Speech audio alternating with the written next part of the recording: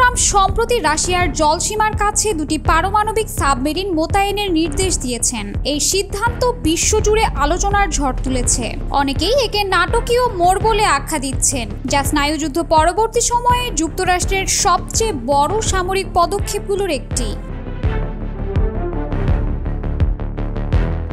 এই অবস্থায় আন্তর্জাতিক মহলে ঘুরপাক খাচ্ছে একটি প্রশ্ন: বিশ্ব কি এবার পরমাণু যুদ্ধের মুখে পড়তে যাচ্ছে?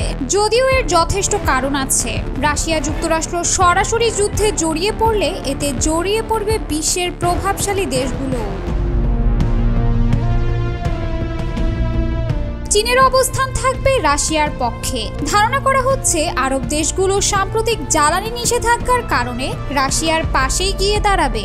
অন্যদিকে ইসরায়েল সহ পশ্চিমা দেশগুলো থাকবে যুক্তরাষ্ট্রের পাশে। তাই বিশ্লেষকদের ধারণা, এই সংঘাত আন্তর্জাতিকভাবে পরমাণু যুদ্ধের শুরু করে দিতে পারে। এই সিদ্ধান্ত এসেছে রাশিয়ার সাবেক প্রেসিডেন্ট ও নিরাপত্তা পরিষদের উপপ্রধান দিমিত্রি মেদভেদেভের হুমকির পর।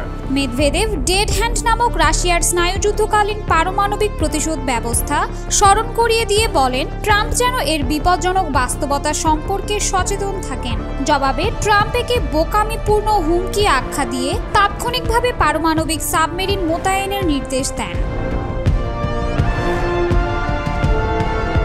ওহাইও ক্লাসের যেসব সাবমেরিন মোতায়েন করা হয়েছে সেগুলো একাধিক পারমাণবিক ক্ষেপণাস্ত্র বহনে সক্ষম এবং রাডার ফাঁকি দিতে পারদর্শী। এই সাবমেরিনগুলোর অবস্থান ও ক্ষমতা এমন যে এগুলো বিশ্বের যে কোনো প্রান্তে নিঃশব্দে আঘাত হানতে পারে। যুক্তরাষ্ট্রের কৌশলগত অস্ত্র ভাণ্ডারে এগুলো অন্যতম ভয়ঙ্কর অস্ত্র হিসেবে বিবেচিত। ট্রাম্প বলেছেন এটি কোনো আক্রমণাত্মক পদক্ষেপ নয়, বরং প্রয়োজনীয় সতর্কতা। তবে বিশ্লেষকেরা বলছেন সাবমেরিন মোতায়েনের মতো পদক্ষেপ ভুল ব্যাখ্যা হতে পারে। কোনো পক্ষ যদি একে যুদ্ধের প্রস্তুতি হিসেবে দেখে, তাহলে তা সামান্য উত্তেজনাকেও বিশাল সংঘাতে রূপ দিতে পারে।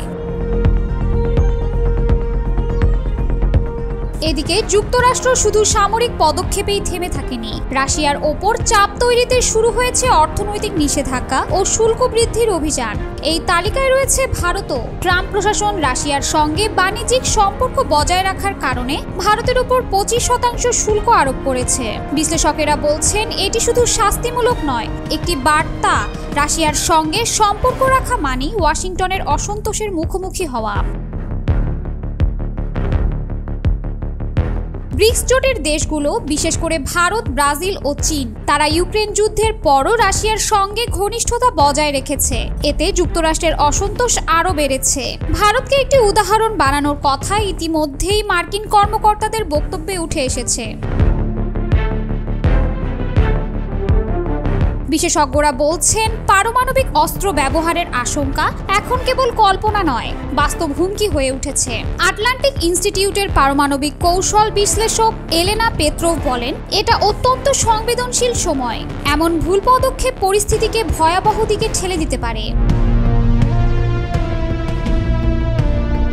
ইউক্রেন যুদ্ধ ইতিমধ্যেই বিশ্বে অস্থিরতা বাড়িয়েছে।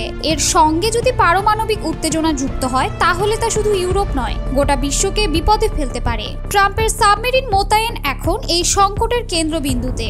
এর মাধ্যমে একদিকে যেমন রাশিয়াকে বার্তা দেওয়া হয়েছে, অন্যদিকে কূটনৈতিক সমাধানের পথ আরও সংকুচিত হয়েছে।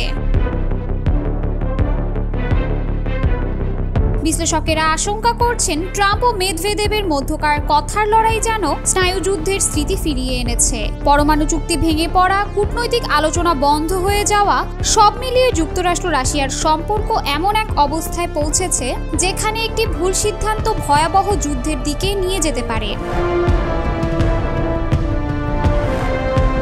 এই মুহূর্তে বিশ্ব তাকিয়ে আছে যুক্তরাষ্ট্র ও রাশিয়ার পরবর্তী পদক্ষেপের দিকে, কারণ পারমাণবিক অস্ত্রের যুগে মাত্র কয়েক মিনিটের ভুল বোঝাবুঝি পৃথিবীকে ডুবিয়ে দিতে পারে এক সর্বনাশা সংঘাতে। বিশ্লেষকেরা তাই বলছেন এখন কূটনীতি, সংযম ও বিচক্ষণ নেতৃত্বই পারে বিশ্বকে রক্ষা করতে।